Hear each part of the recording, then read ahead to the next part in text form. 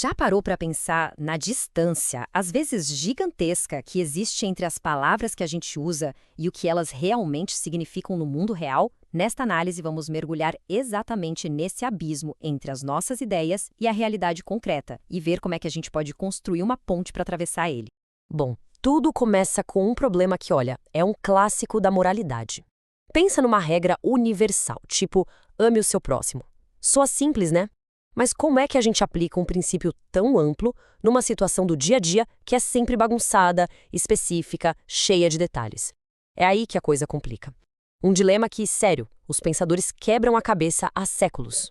A fonte que a gente está analisando baseia todo esse problema numa observação filosófica muito antiga. Toda a regra moral é, por natureza, genérica, universal. Só que toda situação que a gente vive é única, é concreta, é particular. Essa falta de conexão direta é a raiz de muito, mas muito mal entendido. E a gente pode chamar esse espaço entre o geral e o específico de abismo universal particular. É nesse vão que o significado das nossas ideias mais importantes, sabe? Justiça, liberdade, amor. É aí que tudo isso pode acabar se perdendo, se diluindo na hora de trazer para o mundo real. E quando a gente não faz um esforço consciente para construir uma ponte sobre esse abismo, as nossas palavras correm um risco enorme de virarem ocas, desconectadas de qualquer sentido prático. Elas acabam virando só barulho. E o que acontece quando essa desconexão vira o padrão? Aí a coisa fica mais perigosa. O texto argumenta que as nossas palavras podem se transformar em fetiches verbais. Para a gente entender isso bem, a análise traz uma definição bem específica de fundamentalista do filósofo Eric Voegelin. E atenção, aqui não se trata de uma religião ou de uma ideologia, mas de um jeito de pensar. É acreditar em frases sem se importar com o que elas significam de verdade. É nesse ponto que as palavras viram fetiches. Elas deixam de ser ferramentas para descrever o mundo e se tornam símbolos de virtude pessoal. É como se fosse um crachá que a pessoa usa para dizer eu sou uma boa pessoa, em vez de, agir como uma boa pessoa. Olha só esses exemplos. Frases como honrar pai e mãe ou creio em Deus podem facilmente virar fetiches se forem só repetidas da boca para fora, sem pensar no que elas exigem na prática. E o mesmo vale para um conceito como democracia. Qualquer ideia, por mais nobre que seja, se for desconectada da vida, pode virar um slogan vazio. Para deixar isso mais concreto, vamos dar uma olhada no estudo de caso que o texto apresenta. A expressão democracia integral. O autor pega essa frase, que de primeira parece super forte, né? A democracia ou é integral ou é uma farsa. Uau! E aí ele começa a desmontar a frase para mostrar que, na verdade, ela não faz o menor sentido lógico. A lógica da desconstrução é mais ou menos assim, ó. Passo 1. Democracia, por definição, é um equilíbrio entre poderes diferentes, certo? Passo 2. Um equilíbrio depende de proporção, de pesos e contrapesos. Passo 3. A palavra integral significa totalidade, tudo ou nada, e não proporção. Conclusão lógica no passo 4. Democracia integral é uma contradição. Uma coisa anula a outra. O texto até usa um termo chique em latim para isso, flatus votis. Literalmente, sopro de voz.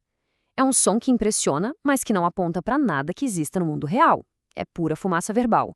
E aqui vem a grande ironia da coisa. A análise mostra que a lógica por trás de um sistema integral, total, onde só existe um poder e uma igualdade forçada, isso é, na verdade, a definição de totalitarismo. É o exato oposto da democracia, que vive do equilíbrio entre vários poderes.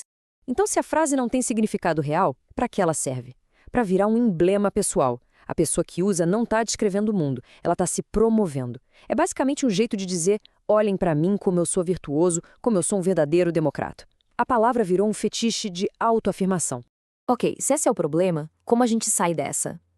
A análise, felizmente, oferece algumas ferramentas conceituais para a gente construir a nossa própria bússola moral. A primeira ferramenta é um exercício de pensamento bem poderoso, chamado de exercício do necrológio. A ideia é simples e profunda.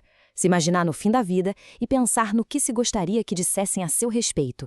É um exercício de autorreflexão para criar um modelo de conduta que seja realmente seu.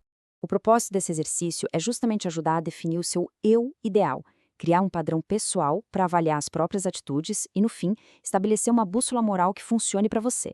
É um jeito prático de começar a fechar aquele abismo entre os valores abstratos e a vida como ela é. E a segunda ferramenta é uma coisa que todo mundo tem, mas que a gente costuma subestimar o poder moral que ela tem: a imaginação. O texto nos convida a ver a imaginação não como uma simples fantasia, mas como a ponte cognitiva que é essencial. É a imaginação que nos permite fazer a viagem do mundo abstrato das ideias para o mundo concreto das nossas vidas. Pensa bem, sem imaginação, a gente vira um papagaio. A gente fica repetindo regras e princípios morais que ouviu por aí, mas sem a menor capacidade de entender como aplicar isso numa situação real, complexa. A gente fica preso na repetição, sem conseguir agir. E esse slide mostra o caminho. Primeiro, a gente parte de uma verdade universal, um valor abstrato. Depois, a gente usa a imaginação para visualizar essa verdade encarnada em alguém ou numa ação. E isso abre o caminho para a gente conseguir agir de forma concreta numa situação real. É o processo de dar vida às ideias. O filósofo Louis Lavelle resumiu isso de um jeito perfeito nessa citação. A sabedoria não é só ter esses estalos de clareza, mas conseguir guardar esses momentos e fazer deles a trama, o tecido do nosso dia a dia. Então, a grande lição é esta: o abismo entre as palavras e a realidade existe, sim. Mas a gente não está de mãos atadas.